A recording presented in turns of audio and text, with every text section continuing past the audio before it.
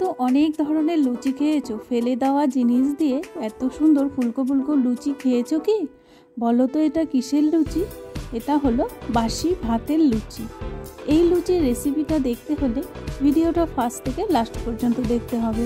High everyone, welcome back to my channel নিপার ঘর সংসার। নিপার ঘর সংসার আরেকটি রেসিপিতে তোমাদের অনেক অনেক স্বাগত। তোমরাও যদি এই বাসি ভাত দিয়ে লুচি বানিয়ে খেতে চাও তাহলে ভিডিওটা ফার্স্ট থেকে লাস্ট পর্যন্ত দেখার অনুরোধ রইল। এই বাসি ভাত অনেকেই অনেক রকমভাবে খেয়ে থাকে। যাওয়া ভাত অনেকেই ফ্রাই করে খান, অনেকেই জল ভাত করে খান, আবার অনেকেই ফেলে দেয়। আমরা যদি এই ভাতটাকে ফেলে না দিয়ে বা জল দিয়ে না খেয়ে যদি একটু ইউনিক ধরনের খাবার তৈরি করি তো ধরতেই পারবে না এটা যে বাসি ভাতের লুচি। তাহলে দেখা যাক এই বাসি ভাতের লুচিটা আমি কিভাবে তৈরি করছি। প্রথমে আমি কাল রাতের বেঁচে যাওয়া হাফ বাটি বাসি ভাত নিয়েছি। এটা একটা মিক্সচার জারে দিয়ে ব্লেন্ড করে নিব। যাদের বাড়িতে মিক্সচার গ্রাইন্ডার নেই তারা কিন্তু শিলনোড়াতে একটু বেটে নিতে পারো। এই ভাতের মধ্যে 2 থেকে 3 চামচ জল দিয়ে পেস্ট করে নিতে হবে। মানে বেশি জল ইউজ করা যাবে না, তাহলে লুচির ডোটা বানাতে অসুবিধা হবে।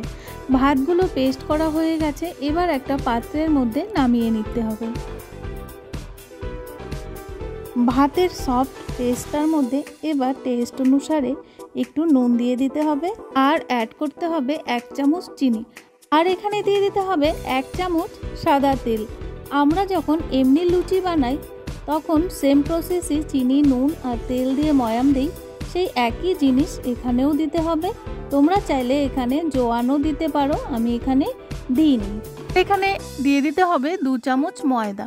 ময়দাটা না দিলে লুচি বেলতে খুব অসুবিধা হবে, সেই জন্য আমি 2 চামচ ময়দা দিয়ে ভালো করে একটা সফট ডো বানিয়ে নেব।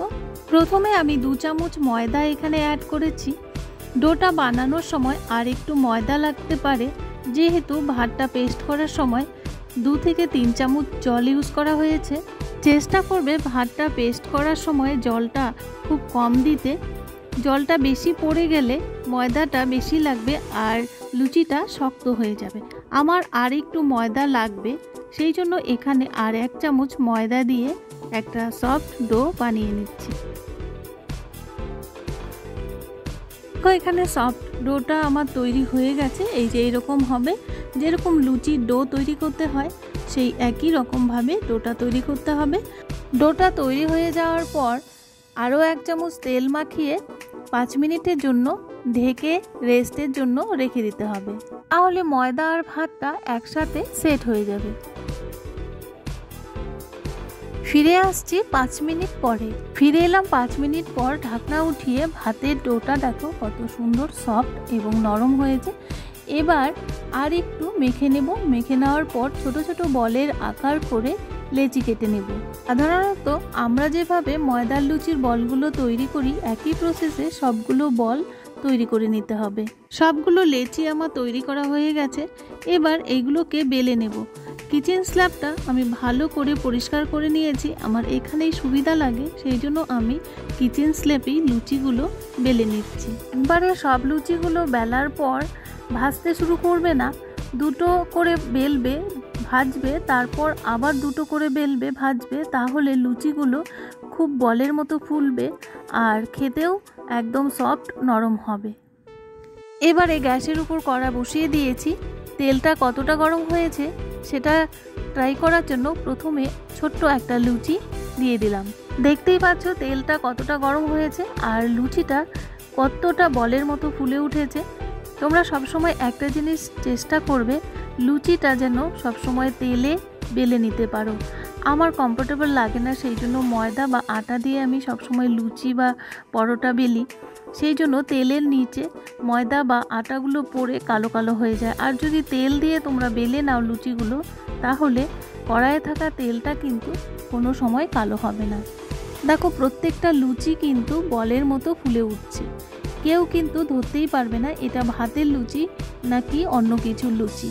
অনেকেই আছে ময়দার লুচি খেলে খুব গ্যাস অ্যাসিডিটি হয়, আবার অনেকেই আছে ভাত খেতে খুব ভালোবাসে কিন্তু লাঞ্চ টাইমে অফিসে গেলে সেই ভাতটা খেতে পায় না।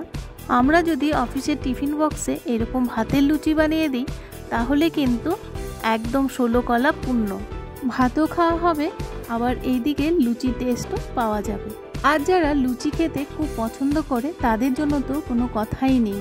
বাচ্চাদের টিফিন বক্সেও যদি ফাস্টফুড না দিয়ে এরকম ভাতের লুচি দিয়ে দিই তাহলে বাচ্চারাও কিন্তু সুস্থ এবং হেলদি থাকবে, আর বাচ্চারা খুব খুশি হয়ে একদম সবগুলো লুচি টপাটপ খেয়ে নেবে। প্রত্যেকটা লুচি কিন্তু আমি তোমাদের সাথে ভাজার সময় শেয়ার করলাম, একটা লুচিও কিন্তু মিস যায়নি। তোমরা দেখতেই পেয়েছো প্রত্যেকটা লুচি কিন্তু বলের মতো ফুলেছে, আর এই বলের মতো লুচি ফুললে কিন্তু খুব ভালো লাগে দেখতে। পনির, মাটন, নিরামিষ সবজি যে কোনো কিছু দিয়েই কিন্তু এই লুচিটা খেয়ে নেওয়া যাবে।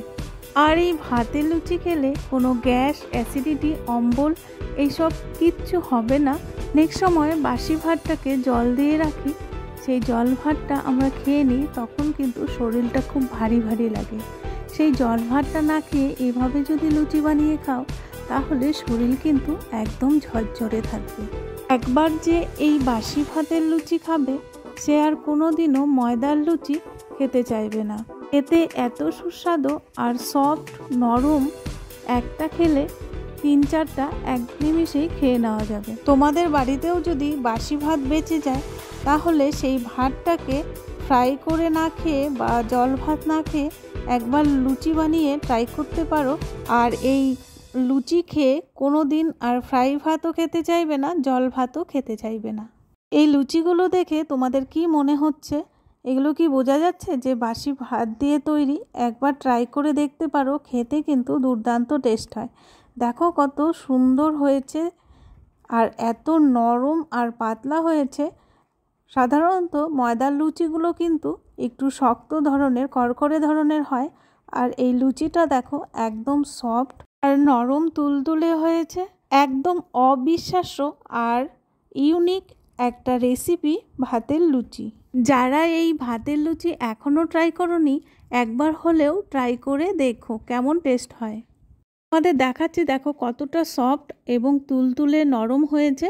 আমাদের বাড়িতে ময়দার লুচি এখন খাওয়া সবাই ভুলেই গেছে, এই বাসি ভাতের লুচি সবারই ফেভারিট।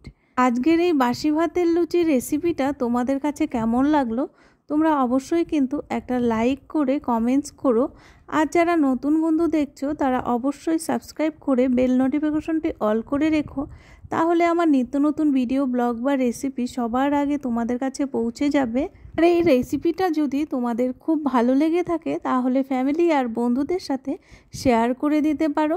বাসি ভাতের এই গরম গরম লুচি খাবে আর ময়দার লুচির কথা সবাই ভুলেই যাবে। আর আমার ভিডিও ফার্স্ট থেকে লাস্ট পর্যন্ত দেখলে তাদেরকে অসংখ্য ধন্যবাদ। আজকে এখানেই রাখছি, আবারও দেখা হবে নেক্সট কোনো ভিডিও, ব্লগ বা রেসিপির সাথে।